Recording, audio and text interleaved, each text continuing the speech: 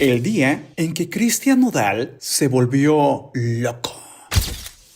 Hay personajes en el mundo del espectáculo que por más que intenten mantener la calma, terminan protagonizando momentos que quedarán grabados en la historia. Y Cristian Nodal, con apenas veintitantos años, ya colecciona romances, polémicas, escándalos y ahora un episodio que se convirtió en el momento más comentado.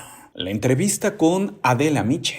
La entrevista en la que para muchos, Nodal se volvió loco. Una entrevista que transformó su imagen, que reactivó la guerra contra Casu, que encendió fuego entre los fans y los haters de Ángel Aguilar y que dejó al público confundido, confundidísimo. Hoy te voy a contar paso a paso qué pasó, por qué impactó tanto y cómo esta entrevista se convirtió en un caso de estudio de relaciones públicas, contradicciones y puro drama mexicano. Comencemos con el Nodal que no quería ser Nodal.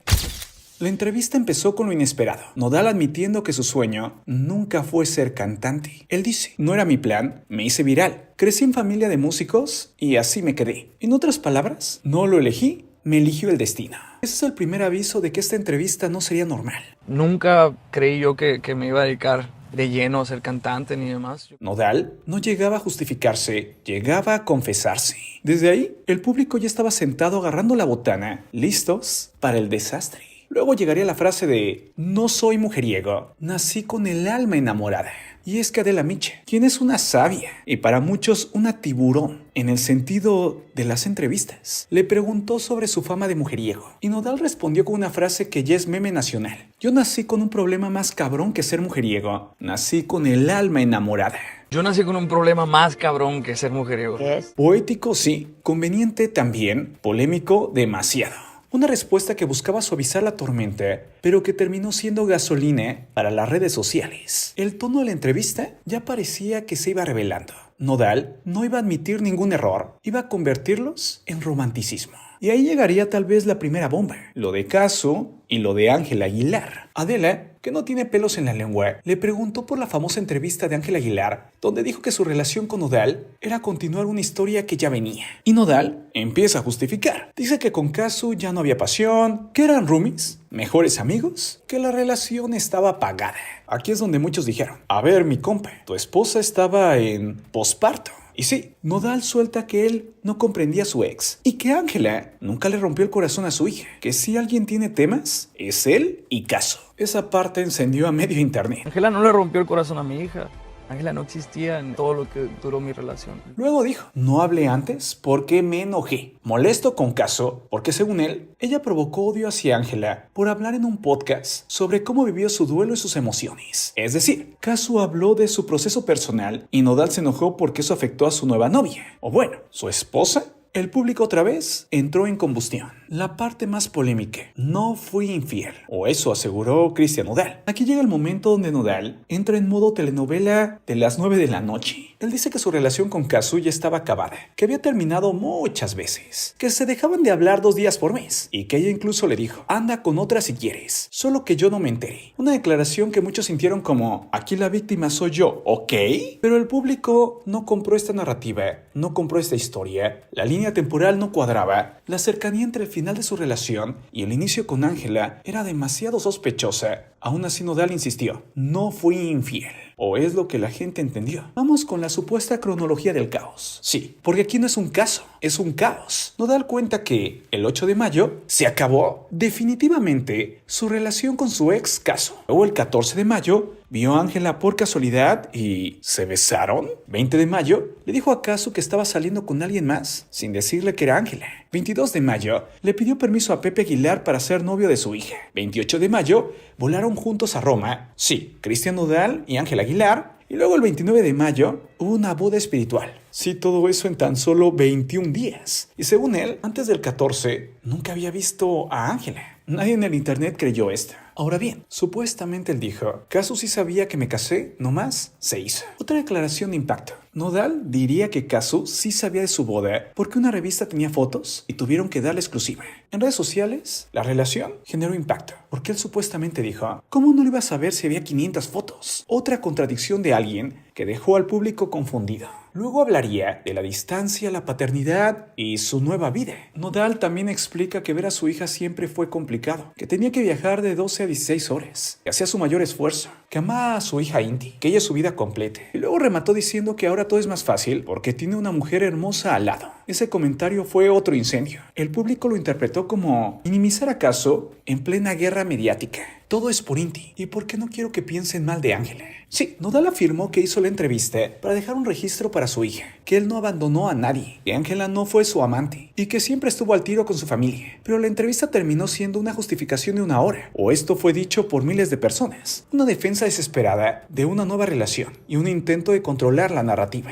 ¿Qué pasó después de esta polémica? Kazu quedó en silencio, solo publicó mensajes ambiguos. Su equipo pidió respeto. Su fandom explotó en su defensa. Muchos artistas se solidarizaron con ella. Ángela Aguilar se mantuvo lejos de las cámaras, aunque se dijo muy afectada. Su familia tampoco comentó nada, pero el odio en redes sociales fue inmenso. Nodal, por su parte, siguió afirmando que tiene pruebas de todo y que si Kazu salía a desmentirlo, estaría mintiendo. Hasta hoy, la relación entre ellos es estrictamente legal y con varios problemas. La comunicación es mínima y el público sigue dividido entre Nodal se justificó demasiado, Kazu merece respeto, Ángela no tuvo la culpa, o todo esto es un caso digno de novela, o más bien, un caos digno de novela. Lo que sí es seguro es que esa entrevista quedaría como un momento histórico en el espectáculo mexicano, el día en que Nodal se volvió loco y decidió incendiar las redes con sus propias palabras. Ahora yo te pregunto, ¿tú qué piensas? La verdad es que mucha gente quiere y adora a Ángela Aguilar y su relación con Cristian Nodal. Cristian Nodal lo quieren muchísimo. Pero también así como hay gente que los apoya, hay gente que ya de plano no lo soporta, sobre todo Ángela Aguilar, y hay muchos que apoyan más bien a Kazu. Ahora yo te pregunto, ¿tú qué opinas? Déjame tu reflexión, quiero conocerla. Yo soy Marco Antonio, y estas son biografías legendarias. El día en que Will Smith se volvió loco. Documental. My wife's name out your fucking mouth. Hay momentos que cambian la historia del entretenimiento. Momentos que incluso nadie vio venir. Y el 27 de marzo del 2022, en la ceremonia de los premios Oscar, el mundo presenció uno de los episodios más impactantes en la historia de Hollywood. La noche en que Will Smith, el actor más querido, perdió el control en vivo. Una bofetada, una frase que ya pasó a la historia y un silencio que se sintió en todas partes. Ese día quedó grabado como el día en que Will Smith se volvió loco. Pero, ¿qué llevó a un hombre famoso por su carisma, su sonrisa y su buen humor a estallar de forma violenta? Hoy te contaré toda la historia, desde el contexto personal, la presión mediática, los conflictos con Jada, hasta las consecuencias que casi destruyen su carrera. El hombre que no podía fallar. Antes de ese día, Will Smith era prácticamente intocable, un símbolo absoluto de éxito. Protagonista del Príncipe de Bel-Air, héroe de Hombres de Negro, Soy Leyenda, Día de Independencia. El carismático, amable, divertido e inspirador, Will era el ejemplo perfecto del buen chico de Hollywood. Pero esa imagen tenía un costo. Durante décadas, Will Smith mantuvo una relación impecable, sin escándalos, sin conflictos públicos, al menos hasta que su vida personal comenzó a hacerse visible. En 2018, Jada Pinkett Smith, su esposa, con la que supuestamente tenía una relación perfecta, lanzó su programa Red Table Talk, un espacio donde ella decidió compartir detalles íntimos de su vida. Y ahí, lentamente, la imagen pública de la familia Smith empezó a fracturarse. Es así que llegaría el comienzo del caos. En 2020, durante uno de los episodios más vistos del programa, Jada admitió públicamente haber tenido una relación, o como ella lo llama, una conexión con el cantante Agos Alsina, y lo dijo frente a Will Smith en una charla incómoda, viral y casi dolorosa. Internet no lo olvidó, los memes no pararon. No fue solo que Jada tuviera una relación con otro chico, fue que lo expusieran públicamente, que lo volvieran un espectáculo. Will, que siempre había mantenido su vida privada fuera del foco, quedó emocionalmente al desnudo ante millones de personas. Aquello marcó el inicio de un periodo de presión interna, burlas constantes y una crisis de reputación. Para muchos, ese fue el primer paso hacia su colapso.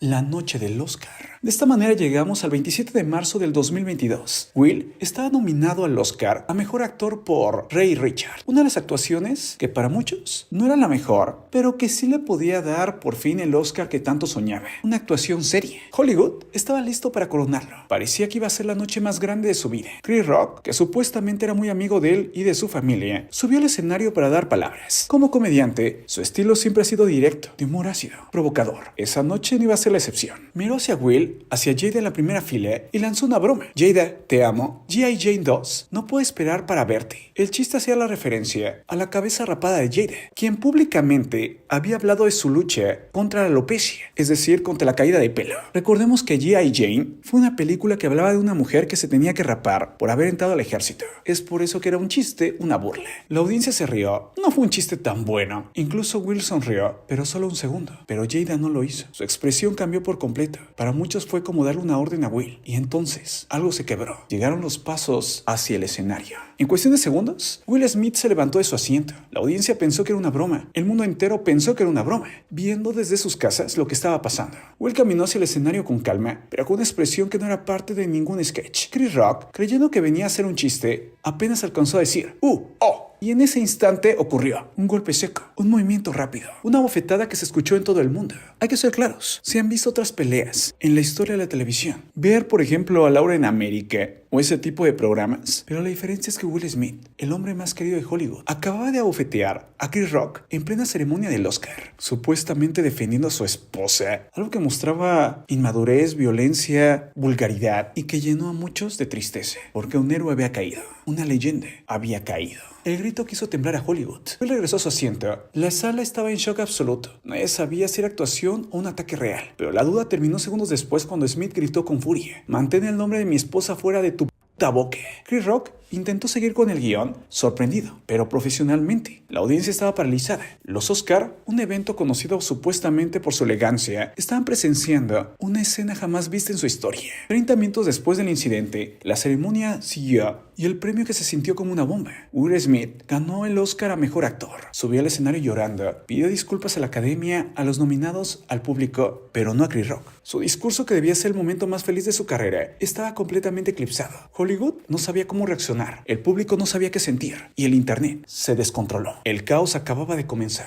Es así que llegó la tormenta mediática. La bofetada se volvió en segundos viral. Era imposible escapar del tema. Se abrió un debate sobre violencia, masculinidad, límites del humor, salud mental, presión emocional, relaciones tóxicas, celebridades y poder. Will Smith pasó de ser un héroe a un villano, a un meme, a un caso de estudios y a la burla. Mientras tanto, Jada fue señalada por muchos como el origen del conflicto. Su relación extramarital, su control emocional sobre Will, su exposición pública de temas íntimos, como ella ha dejado ver, para muchos, que realmente no ama a Will Smith, sino más bien el amor de su vida es Tupac, al cual le arrancaron la vida. Sí, un cantante que desvivieron. Él sí sería el amor de la vida de Jada, y Will Smith es su segundo plato, con lo que se tuvo que conformar al no estar Tupac. Aunque muchos creen que Tupac realmente no amaba a Jada, pero ella estaba obsesionada con él, muchos fans argumentaron que Will estaba emocionalmente agotado por lo que le hizo su esposa, y que la bofetada fue resultado de tensión de muchos años, el pasado que explotó. Para entender por qué la reacción de Will fue tan intensa, muchos comenzaron a revisar lo que había pasado en sus últimos años. Las conversaciones incómodas en Red Table Talk, la presión pública sobre su matrimonio, los rumores constantes de infidelidades, la burla masiva en redes sociales, la presión del Oscar, la expectativa de perfección y que su esposa tal vez nunca lo amó. En entrevistas posteriores, Will admitió que había estado bajo enorme presión emocional y que había fallado en ser el hombre que él mismo esperaba ser y que aquel momento lo rompió. Tal vez lo que más dolió es que su esposa también le dio la espalda. Dijo que no estaba de acuerdo con lo que había hecho Will Smith y que ella no merecía esto, como haciéndose la víctima. O muchos pensaron eso. Algunos dicen que ella hizo bien al no aprobar lo que hizo Will Smith, pero otros, en cambio, ella lo había provocado y que al final lo dejó solo. Las consecuencias de esto es que la academia tomó acción. Will Smith fue suspendido 10 años de asistir a los Oscar. Proyectos millonarios fueron pausados o cancelados. Su imagen sufrió un golpe enorme. Muchos actores y comediantes criticaron su conducta. La carrera de Will Smith pareció que cayó. Mientras tanto, Chris Rock se aprovechó de esto. Salió fortalecido profesionalmente. Atacó a Will Smith en varias ocasiones. Su gira se vendió como nunca. Su imagen creció y se convirtió en el símbolo de la dignidad bajo presión. Will, por otro lado, tuvo que reconstruir su carrera desde cero. Al final, muchos llaman a este día el día en que Will Smith se volvió loco. Pero quizás la verdad es más compleja. No fue locura, fue acumulación, fue presión, fue dolor, fue humillación, fue una relación expuesta sin límites, fue un mal chiste en el peor momento posible, fue una reacción humana, pero equivocada. Un instante que destruyó una reputación construida durante 30 años, pero también un recordatorio brutal de que incluso los ídolos, los héroes, los comediantes y los que parecen perfectos sienten, caen y también pueden perderse y salirse de control. Ese día Will Smith dejó de ser un símbolo y se volvió un hombre enfrentando sus propios demonios. ¿Y tú qué opinas? ¿Crees que Will Smith reaccionó por amor, por presión o por orgullo? ¿Fue Chris Rock el culpable o todo venía desde antes? Déjame tu reflexión. ¿Tú qué piensas? El día en que Bad Bunny dejó su trabajo en un supermercado. Bad Bunny trabajaba en un supermercado en Puerto Rico. Sí, antes de llamarse Bad Bunny, antes de ser una estrella mundial, antes de ser admirado por millones y antes de que también millones se burlaran de él porque dicen que no canta y que habla como si tuviera un problema en la cabeza. Bueno, antes de ser la estrella, era Benito y trabajaba como empacador de un supermercado donde dicen que ganaba unos cuantos dólares por hora. Según algunos, él odiaba el uniforme, pero aún así hacía lo mejor posible. Que cuando él cantaba sus canciones, se burlaban y le decían que de la música no vive y que él no tenía talento. Pero aún así, cuando llegaba en la noche a su casa, grababa. Y antes, quienes ni siquiera les importaba nada, ahora han dicho que es una leyenda. Hoy nadie duda que Bad Bunny es famoso. Algunos lo aman, otros lo odian. Pero aún así, sus conciertos son capaces de llenar estadios. Pero él comenzó su trabajo en cajas registradoras, en un supermercado. Él nació el 10 de marzo de 1994 en Vega Baja, Puerto Rico. No era un pobre miserable, pero su familia no tenía lujos. Era de una clase trabajadora. Punto. A los 5 años, cantó en una iglesia y permaneció así hasta la adolescencia. Él amaba el reggaetón y esto marcó su camino. Aunque para muchos el reggaetón es basura, para Puerto Rico es vida. Ahora bien, él trabajaba con tan solo 22 años en ese supermercado, pero también estudiaba comunicación audiovisual en la Universidad de Puerto Rico y quienes lo conocen aseguran que él siempre anotaba versos en libretas o en su teléfono. Que en las noches tomaba su micrófono sencilla y cantaba canciones. Y con programas de música sencillos, también hacía música. Sería en 2016 que sacó su canción Diles, que un productor llamado DJ Luian lo invitó a formar parte de un sello musical. En 2017 sacaría Soy Peor, una canción que se hizo viral por completa, y de ahí saltó a nivel mundial. Sí, así era su vida antes de la fama. Estudiar, trabajar en un supermercado, ganar unos cuantos dólares la hora y por las noches hacer música. Es así que quienes se burlen de él es que no conocen su historia. Y puede ser que no te guste, puede ser que pienses que su música es basura y estás en todo tu derecho, pero de que el chico le ha trabajado. Y tal vez tú pienses que el reggaetón es basura y estás en todo tu derecho, pero para muchos esa música los hace felices y también eso hay que respetarlo. Ahora te pregunto, ¿tú qué opinas? Cuéntame, ¿tú qué piensas? El día en que la princesa Diana se volvió loca. Dicen que hay momentos en los que una persona simplemente se rompe, en los que el miedo deja de importar, en los que la reputación, el protocolo, las reglas, los deberes y las máscaras se vuelven algo irrelevante. Para muchos, ese día llegó para Diana Spencer, la princesa más querida, más popular, más observada, más fotografiada y más amada del planeta, cuando tomó una decisión que sacudiría su vida, pero también a la familia real británica, al mundo entero y a la historia misma. Hablar, contarlo todo, exponer lo que sucedía detrás de los muros del Palacio de Buckingham, sin filtros, sin permiso, sin miedo. Para los medios fue un escándalo, para la monarquía fue una traición, para millones de personas fue el inicio de su transformación en leyenda, pero para ella fue simplemente romper las cadenas y poder por fin ser libre. Este es el día en que la princesa Diana se volvió loca y decidió confesarlo todo al mundo.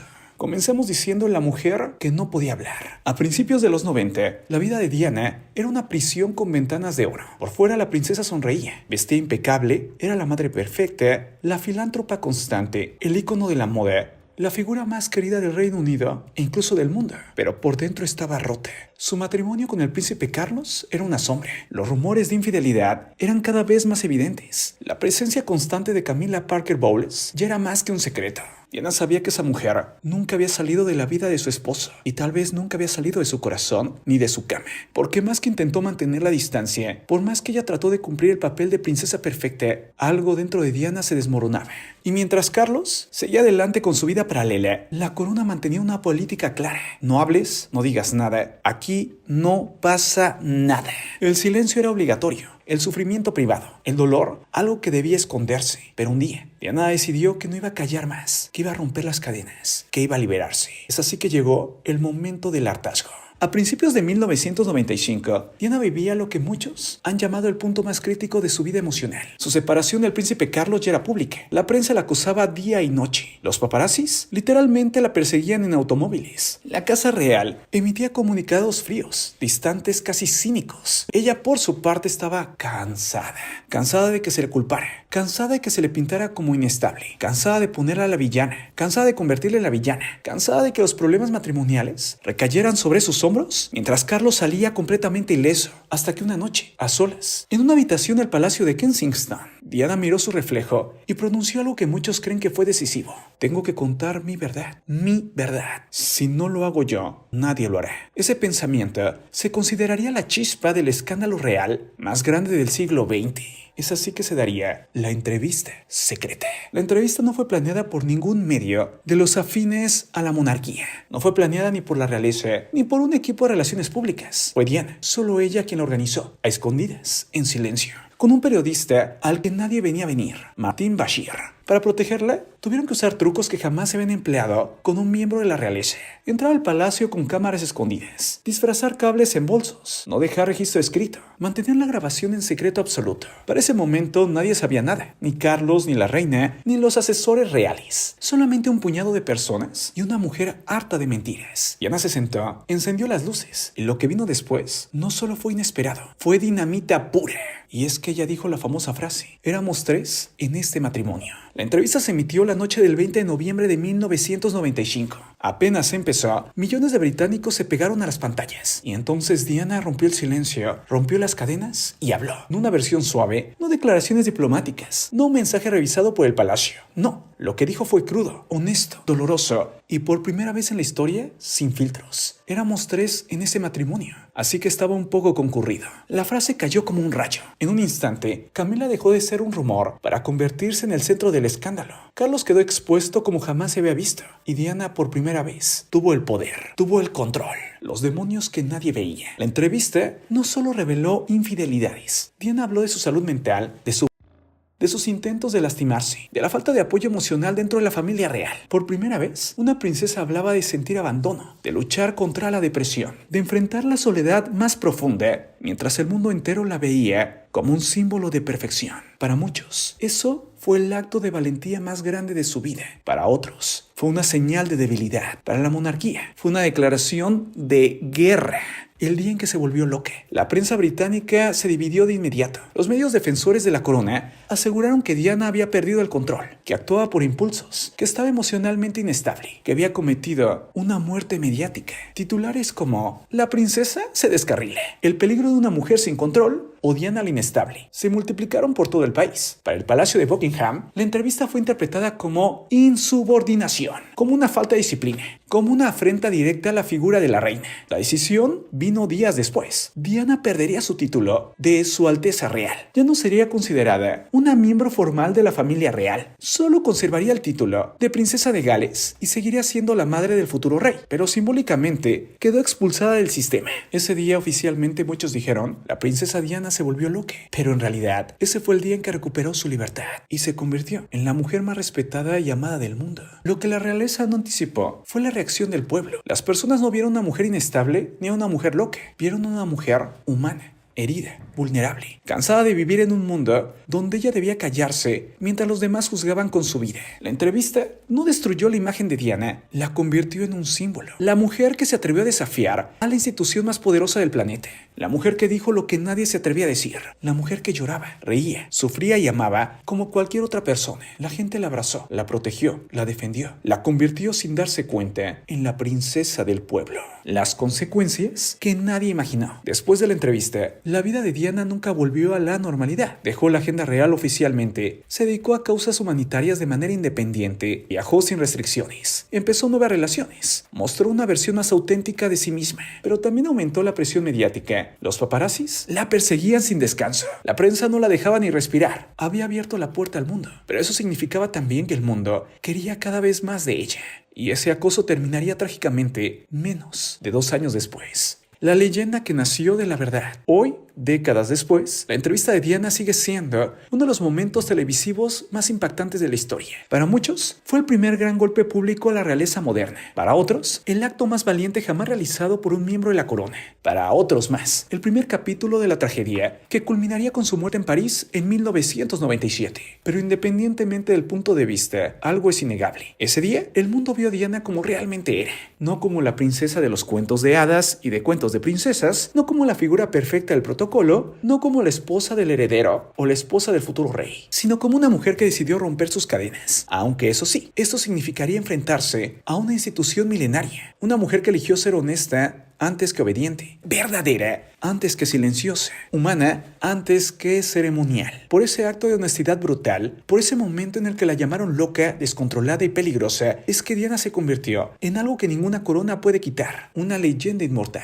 Muchos dicen que la princesa Diana cambió la monarquía para siempre, que abrió una grieta que aún hoy sigue expandiéndose, que mostró al mundo que incluso dentro del palacio más brillante puede existir oscuridad. Pero también enseñó algo más, que decir la verdad, aunque duela, aunque te cueste el título, la reputación o la vida entera, puede liberar no solo a quien la dice, sino a quienes la escuchan. El día en que la princesa Diana se volvió loca fue en realidad el día en que despertó, el día en que se liberó, en que rompió sus cadenas, el día en que dejó de ser un adorno, en que se negó a ser un objeto, el día en que se convirtió en un ser humano, real, verdadero. Y quizás, solo quizás, ese día fue en el que ella se convirtió en eterna.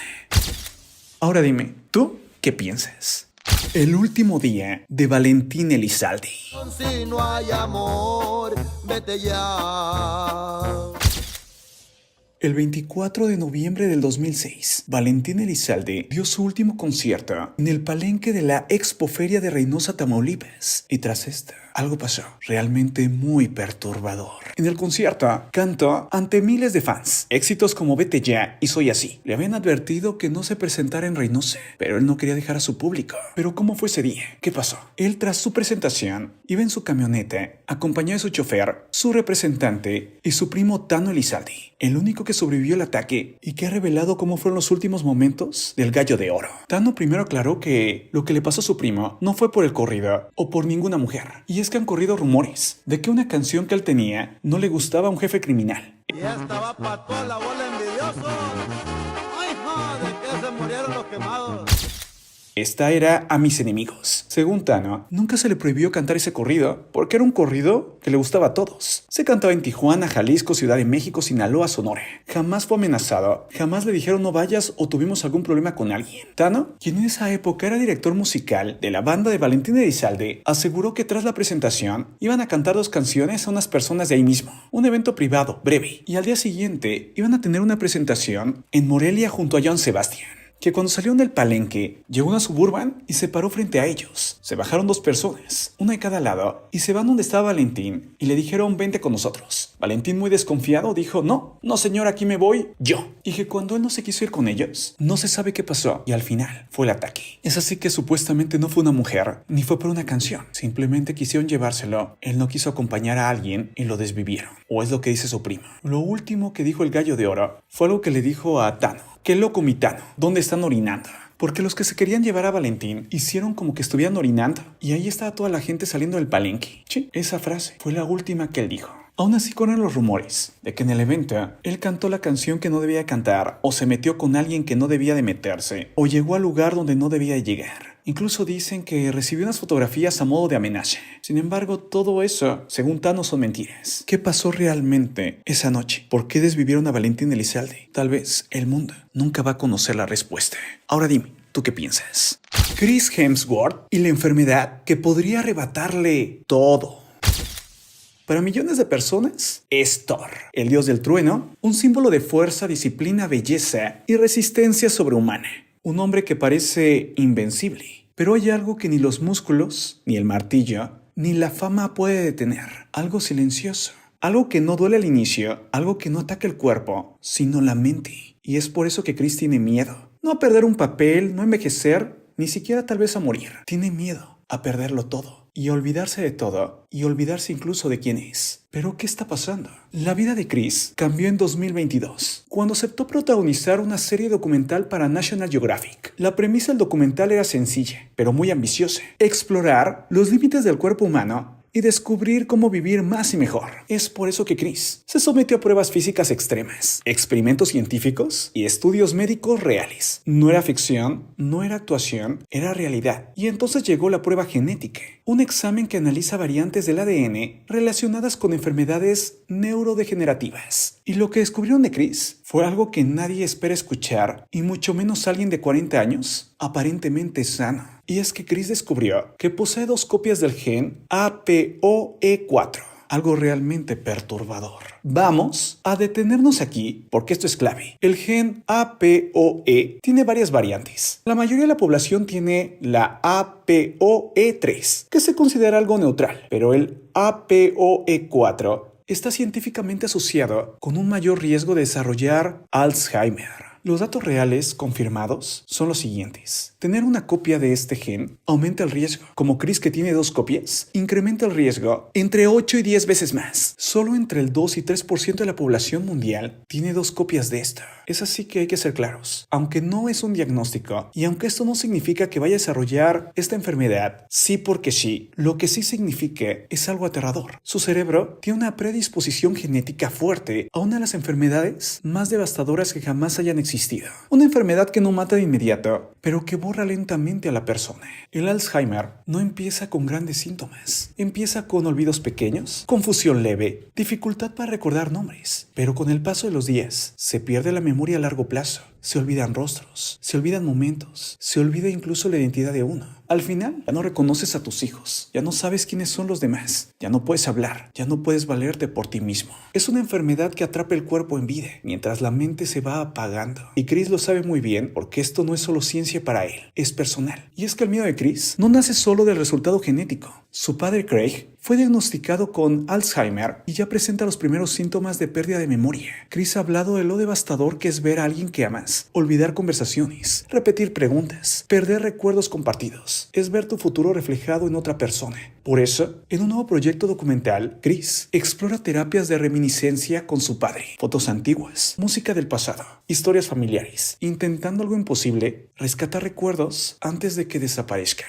Es así que el miedo real de Chris es este: olvidarse de todos y de todo. No es miedo a la muerte, es olvidar a su esposa, sus hijos, su historia, su identidad. A despertar un día y no saber por qué amas lo que amas. Incluso ya no recordar lo que amas, ni a quién amas. Ese miedo lo lleva a detenerse. Es por eso que después de recibir los resultados, Chris decidió tomar una pausa en la actuación. No por escándalos, no por falta de proyectos, sino para asimilar la información y reordenar su vida. Decidió pasar más tiempo con su familia, priorizar su bienestar mental, reducir el estrés y repensar su relación con el trabajo. Porque cuando te enfrentas a la posibilidad de perder la mente, la fama deja de importar. Chris ha sido muy claro, no ve esto como una sentencia, sino como una señal de advertencia. Por eso ha hecho cambios profundos en su estilo de vida: meditación, manejo del estrés, dormir mejor, ejercicio regular, entrenamiento cardiovascular, menos sobreentrenamiento extremo, comer mejor, alimentación más consistente, menos inflamación y enfoque en salud metabólica. Todo esto respaldado por estudios científicos que indican que el estilo de vida puede influir en la expresión genética. El gen no es el destino, pero sí una advertencia. Tras todo esto, él se ha vuelto un defensor a la salud cerebral. Pide que la gente no tenga miedo, sino más bien que haga conciencia. Pide investigar más el Alzheimer. Porque si alguien como él, joven, fuerte y privilegiado, puede estar en riesgo, entonces nadie está completamente a salvo. Chris puede interpretar a dioses, puede vencer monstruos en la pantalla, pero hay una batalla que no pelea con fuerza. Pelea con conciencia, con prevención, con amor y con tiempo. Y es que recuerda que esas enfermedades no distinguen fama, dinero, edad o músculos. Quizás el mensaje es claro: cuida tu cuerpo y cuida tu mente, pero también vive tu vida al máximo, porque de un día para otro puedes perderlo todo. Ahora dime, ¿tú qué piensas? ¿Conoces a alguien que tenga una enfermedad mental, alguna anciana, Alzheimer u otra enfermedad similar, demencia senil y así? ¿Y cuál ha sido la historia? ¿Y qué crees que es de lo que más se arrepiente? Déjame tu reflexión, quiero conocerla. El día en que Cristiano Ronaldo hizo algo cuando nadie lo veía. Muchos repudian a Cristiano Ronaldo porque aseguran que es un presumido, egocéntrico, lo peor de todo. Incluso se han vuelto virales momentos donde parece que Cristiano Ronaldo solo le importa el fútbol o solo le importa a él. Pero hay una historia que pocos conocen. Ha sido compartido por varios medios, como Cracks o Upstock. Corría el año 2014 y el pequeño Eric Ortiz Cruz, de tan solo 10 meses, estaba luchando por su vida. Él había nacido en España con una condición de trastorno cerebral llamada displasia cortical.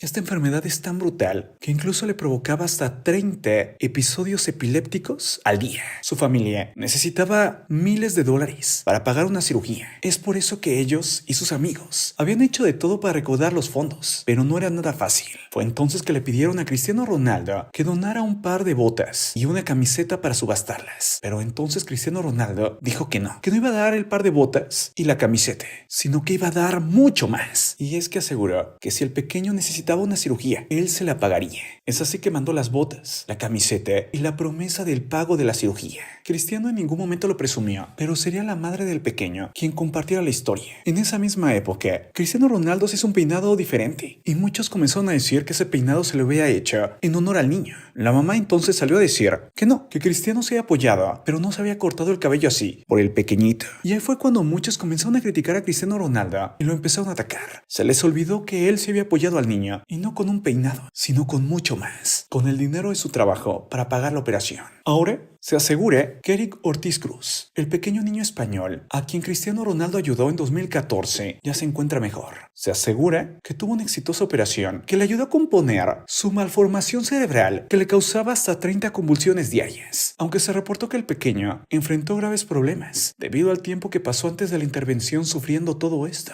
Se asegura que su madre compartió en años posteriores que progresaba favorablemente gracias a la rehabilitación, a la atención temprana y al apoyo de toda la gente que le ayudó.